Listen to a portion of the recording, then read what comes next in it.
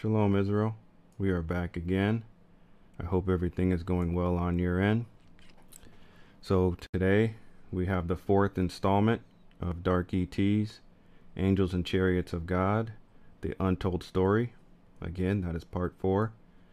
We have a very special video for you guys today.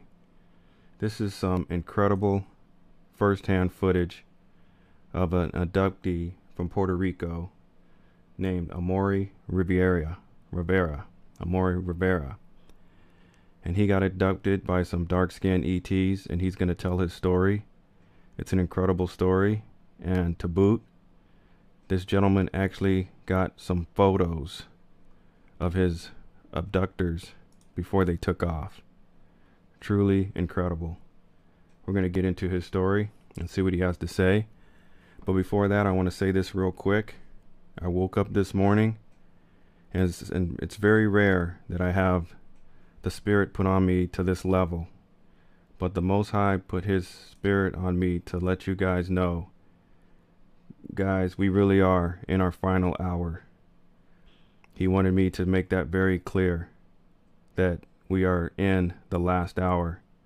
And it's as if I'm the bartender at the bar saying, last call. This is it. Last call. Last call. Because this place is about to get shut down. Last call. That's how urgent this is. This is not something to be taken lightly, Israel. The Most High put that on my spirit to let you guys know that, okay? Okay. Let's get into this video.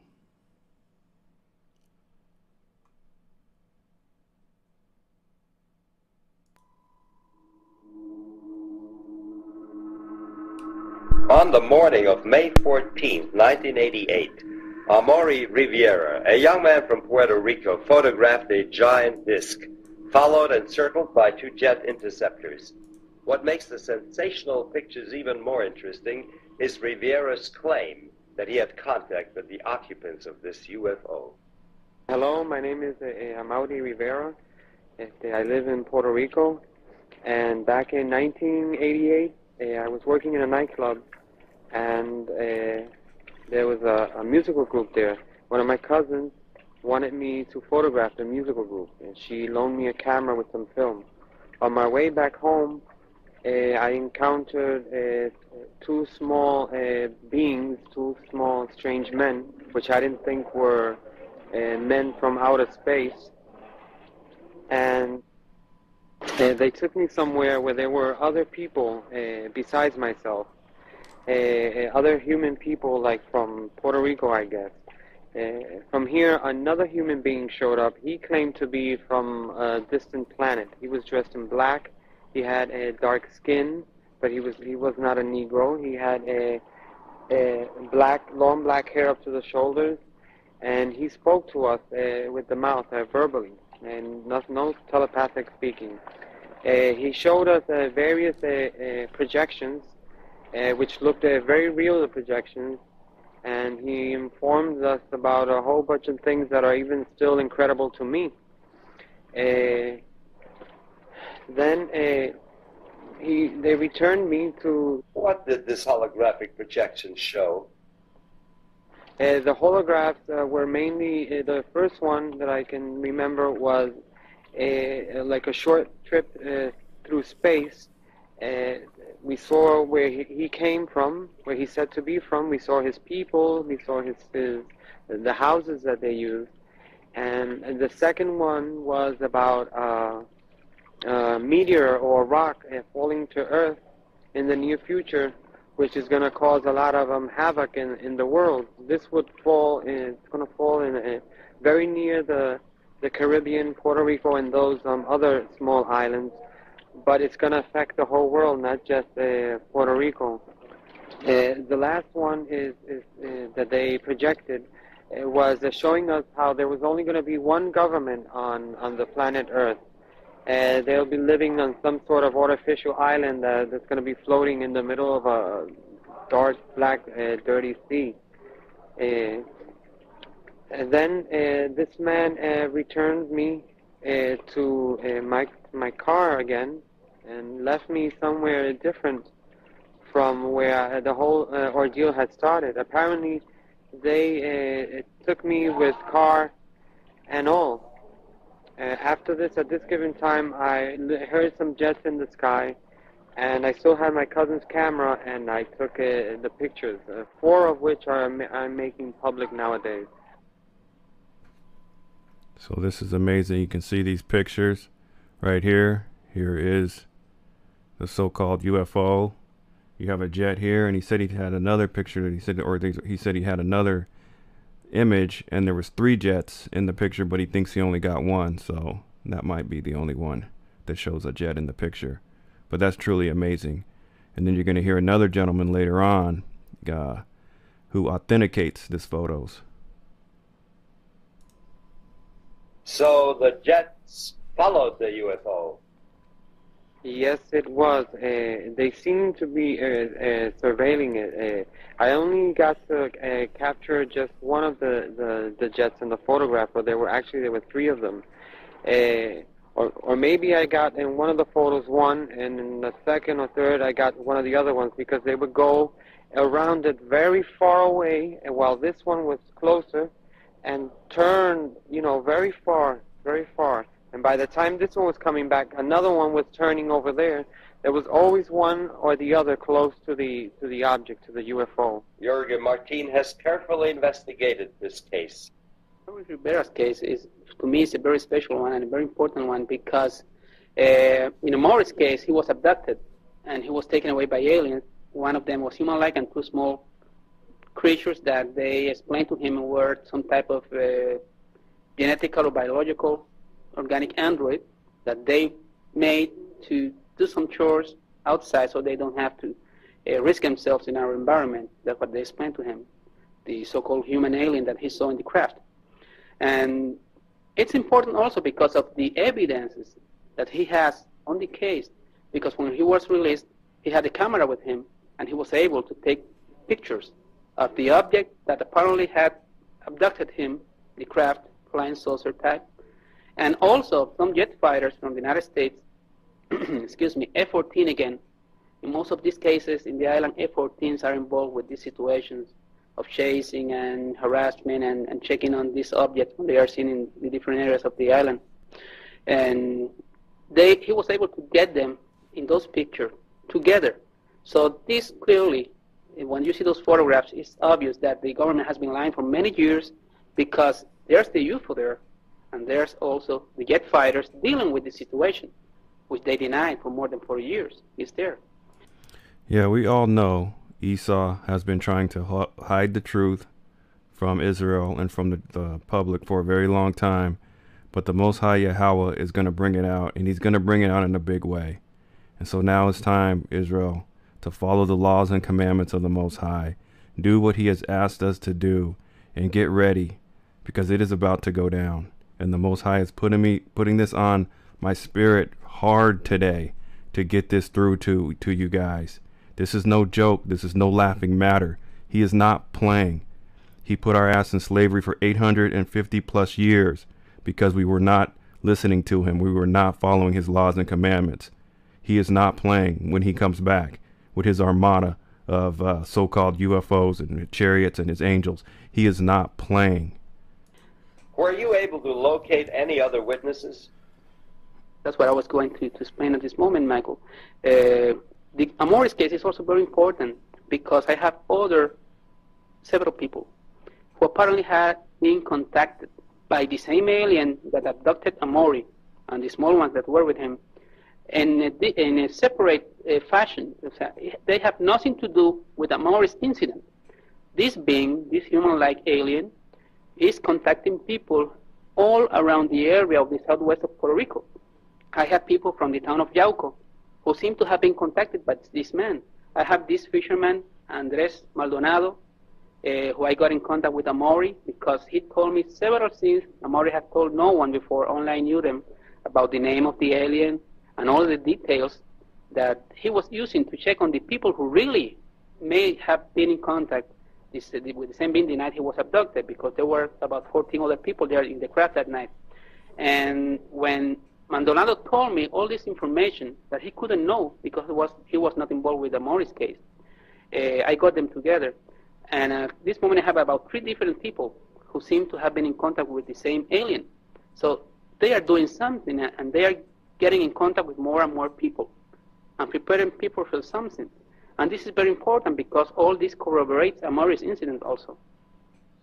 Mr. Martin, are there any official statements regarding the incidents in Puerto Rico? As a matter of fact, due to the situation happening in the southwest of Puerto Rico, it's all around the island, but in the southwest it's more obvious, more visible because of the many incidents that are happening there constantly. And it's a heavily populated area. The police and the civil defense and the authorities began a very intensive disinformation program trying to ridicule and to make everything seen as a lie, as fabrication by those people who were informing all of this. But fortunately, after they began doing this, especially the Civil Defense Agency in Puerto Rico, a source of ours gave us this letter that was sent secretly by the State Director of the Civil Defense Agency of Puerto Rico, Colonel Jose M. Enoya, in which he states clearly that the situation is real, that they are keeping an eye on the situation and investigating everything, just to be sure that what is happening and these sightings and this incident with UFOs and USOs, unknown submerged objects also, because they come out from the sea and into the sea. Many people have seen this happen there. Is not a threat to the security of the people of Puerto Rico on the Puerto Rican territory. As you know, something that doesn't exist can be a threat to anyone. There's also another thing. He says here that several agencies of Puerto Rico are involved in the investigation secretly, the military, the Radio Observatory of Arecibo, and they have always denied for many years that they had anything to do whatever with the UFO situation, and it's stated here by him that they do have something to do and they are checking on the situation. And Mr. Noya, these words written by him are very important because he's the liaison between the Puerto Rico National Guard Army and the Defense Intelligence Agency. He's their man in Puerto Rico. Yes, and the Defense Intelligence Agency is like the CIA in the military. So he knows what he's talking about.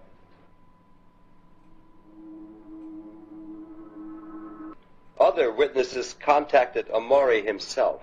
So far, between 1988 and 1992, I've been able to localize 7 of these people.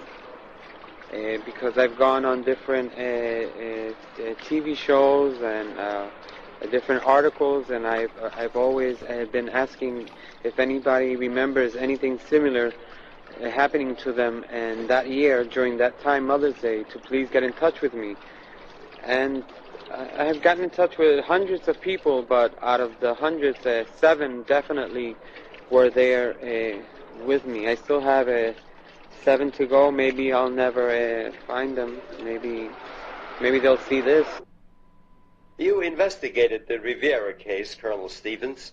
What was your impression? Well, of course, Jorge Martin took me to meet Jorge Rivera, Amaury Rivera, shortly after I got there with the Mexican team to study some phenomena in Puerto Rico.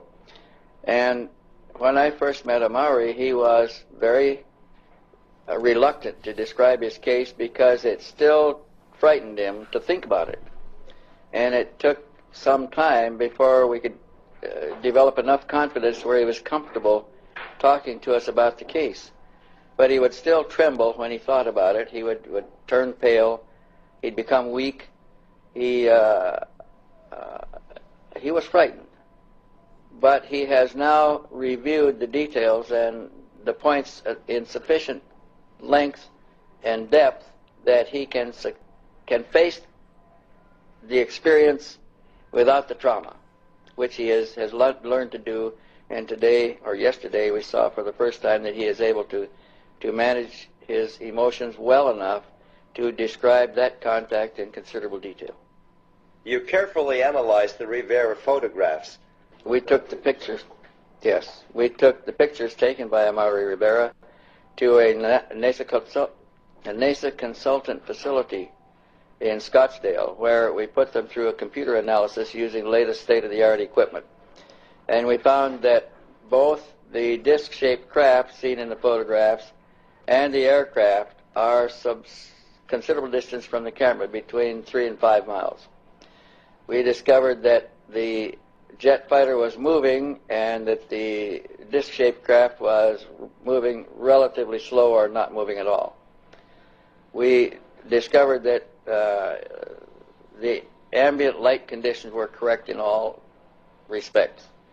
We were able to eliminate montages, paste-ups, reflections, models, all kinds of forms of technical manipulation of photographs, and we had to conclude that the pictures were real and that they were exactly as described by the witness when he took the photographs. Actually, Amaury Rivera was intimidated and pressured by government agents to hand over his pictures. Well, a short time after the incident, 3 men showed up at my home in Puerto Rico, and one of them stood in their car downstairs. And they claimed to be from CIA.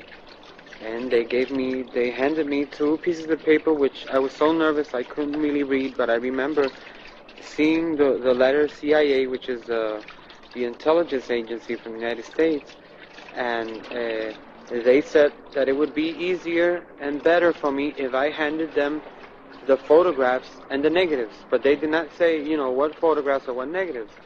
They didn't specify, and I just told them that I did not know what they were talking about. And they said it would be easier because we have an order to register your house, to look through your house. And I said, well, go ahead, be my guest and look. And they looked, but they couldn't find them because I had hid them very well. So there you have it. Thank you for that, Amaury Rivera. That's an incredible story. It's a very great thing that he was able to hide those photos. We have photographic evidence to see here today. Of course, we know it's all real, but it just helps to substantiate the claims. Incredible story. Thank you for that. So next, we have a young alleged Christian boy who died on a surgeon's table, and he died for a few minutes, and he went to heaven. And so what he's going to give his story of what he saw. And this is a racist Klansman's son, who they're both in the KKK. And so the Most High Yahawah put it on this boy's spirit to give his story of what he saw in heaven. Let's get into it, Israel. Let's see what this young little racist boy has to say.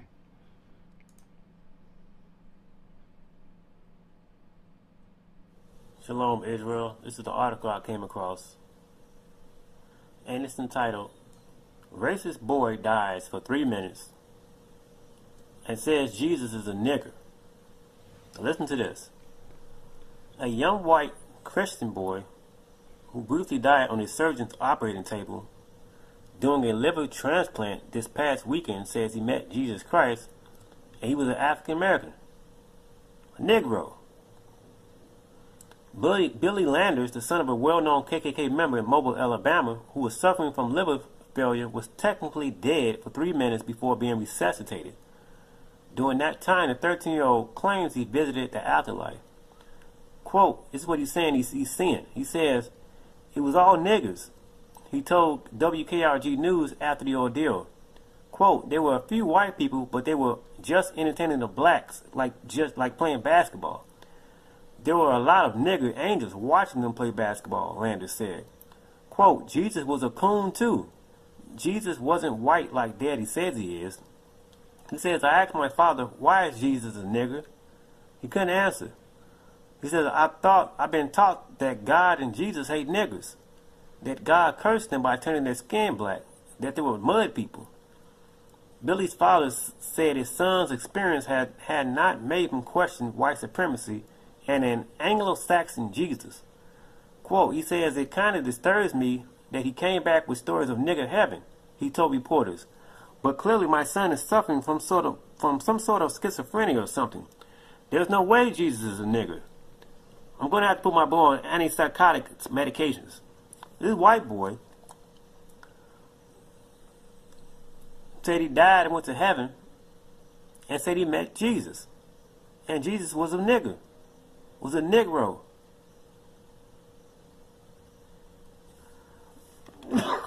Excuse me. These white people know that the Most High is black. We are a chosen seed, Negroes. Now, this is another link that I came across.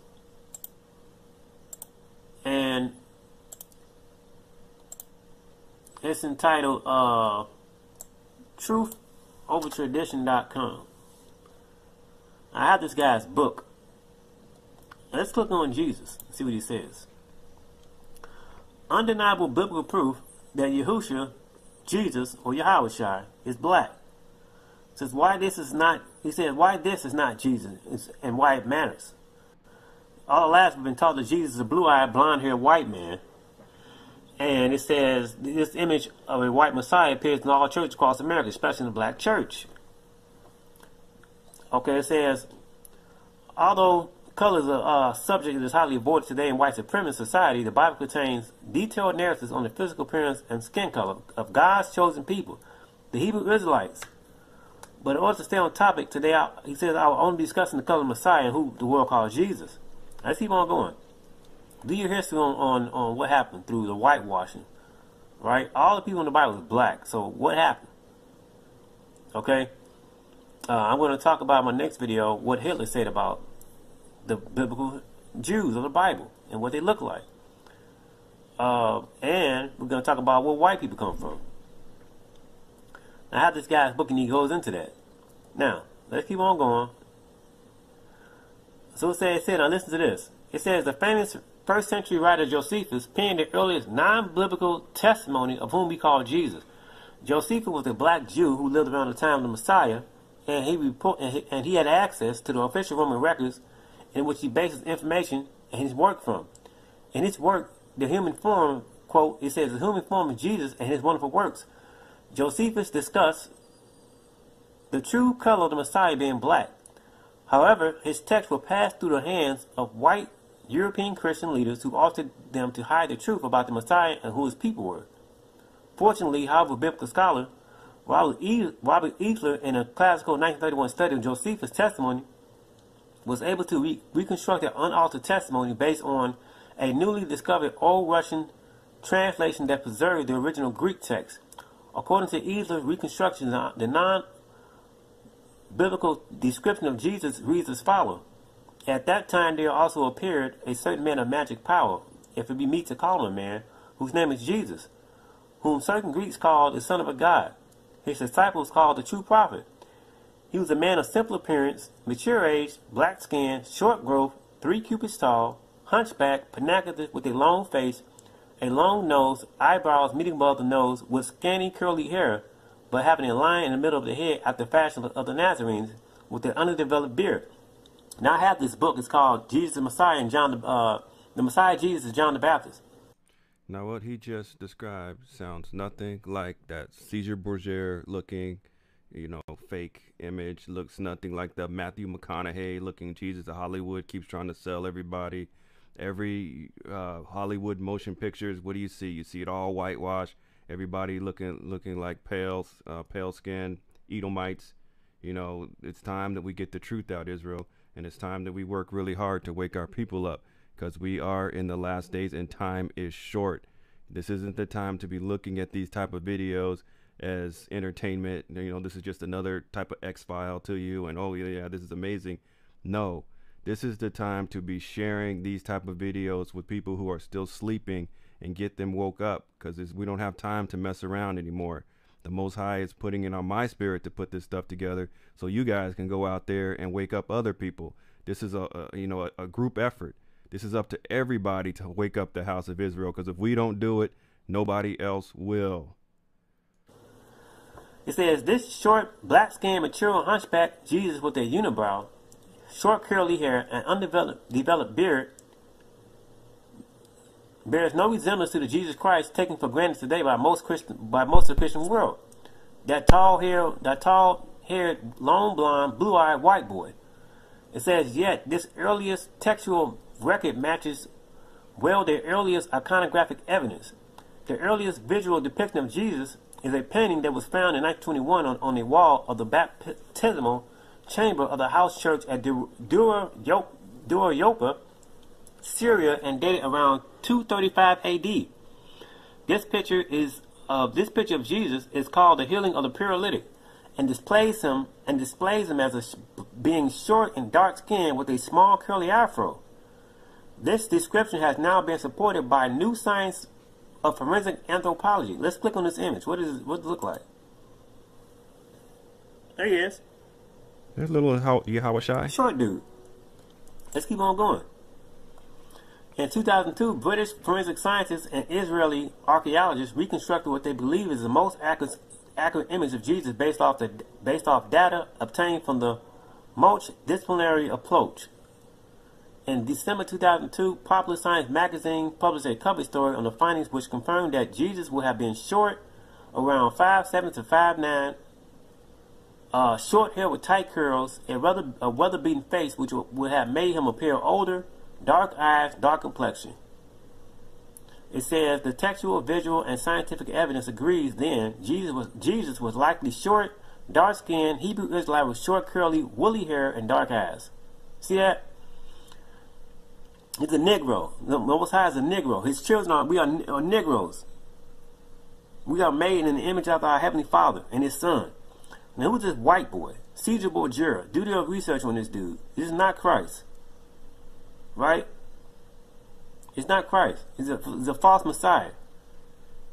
It says the Messiah, the black Messiah in the Bible, in Revelation 1, 14 and 15, his head and his hairs are white, pure like wool, as white as snow, his eyes like a flame of fire, his feet like fine brass, as if refined in a furnace, and his voice as the sound of many waters. Okay? And Daniel gives the same description. Okay? So it says, some might say, well, so what if the Messiah is black? Color doesn't matter. But that is an ignorant point of view. If color didn't matter, then why would they go through all that trouble to paint our Messiah their color? Obviously, color does matter. If it didn't, they would have left him black and told our ancestors the truth, who the people of the book were. Instead, they lied to them. They told them lies so they can pass those lies down to us in hopes that we would never find out that Yahushua or Yahawashi, whom the world calls Jesus, was black, and that we are God's chosen people whom the entire Bible was written about. See that? I'm going to post this in my description box, and I'm going to come back and we're going to talk about what Adolf Hitler said. What did he say? Thank you for that, brother. Of course, I'll leave all the links down below so you guys can check out the sources for this video. Of course, Esau, went in and changed all the prophets of the Bible into white folks. That was so that they could perpetrate the whole idea of so-called white supremacy and have the nation of Israel bowing down to this so-called nation of white supremacy. It was a very calculated and devious attempt to control the nation of Israel. But now the nation of Israel is waking up to all the games that have been played. The Most High Yahawah is putting it on the spirit of the nation of Israel to wake up, and we have to all do our part, people. Everybody has a part to play in Yahawah's grand script. This is Yahawah's script, and we're all playing a part in his script. And it's up to us to wake up our people. It's up to us to love our people, because like I said in previous videos, if we don't love our people, who the hell will? Who will love us? It's up to us to love our people. It's up to us to educate us. It's no longer kosher to be destroyed for lack of knowledge. That's done. We need to start gaining knowledge and understand who we are and what we're supposed to do here. The time is short. Yahawah has put that on my spirit so hard today, so I had to bring it through. I'm probably going to make a separate video just on that because he's bringing it through so hard. The time is short. The time to be playing games is over and done with. It's time to detach from Esau's world of madness and folly. That there's no future in Esau's world of madness and folly. That world is coming to an end. It's coming to a close. It's time to close that chapter and get ready for a new chapter, Israel. The Most High Yahawah is getting ready to come do his thing, And he's not playing. He's not messing around. He's not going to negotiate. You're not going to sit before a jury of your peers and discuss anything. He's just coming to get down. And that's all he's going to do. He's not going to ask any questions, nothing. He's just coming to get down and kicking butt and taking names. And you don't want to be on that list, the kick butt list. You don't want to be on that list. You want to have something in your good works basket. So when he comes, you'll be good. This is a serious game. This is a serious time right now, Israel. This is very serious, and the time is short. Okay? All right. I hope everybody is doing well out there. Everybody listens to these warnings. I mean, you're not just hearing from me. You're hearing these warnings, all across the board, from just just about everybody's telling you that the time is short, but it really is. And if you're trying to play this game where you're going to outsmart YAHAWAH, and oh well, this prophecy hasn't been filled, and you got your little prophecy checklist, planning your vacations around the prophecies. Yeah, I still got time to take this vacation. I still got time for this. No, he can fill a prophecy in a matter of days or a day if he wants. YAHAWAH can do what he wants to do. He put the spirit on that racist KKK little boy. He can do what he wants to do. We need to get it out of our heads that we're going to outsmart YAHAWAH. Nobody's going to outsmart YAHAWAH. That's what Esau has in his head. He thinks he's going to outsmart YAHAWAH. Nobody is going to outsmart YAHAWAH. He's already 1,000 moves ahead of what we're thinking. So it's time to take this serious, Israel, and love each other. Nobody else is going to do it. We have to do it. Okay? All right. Shalom out there.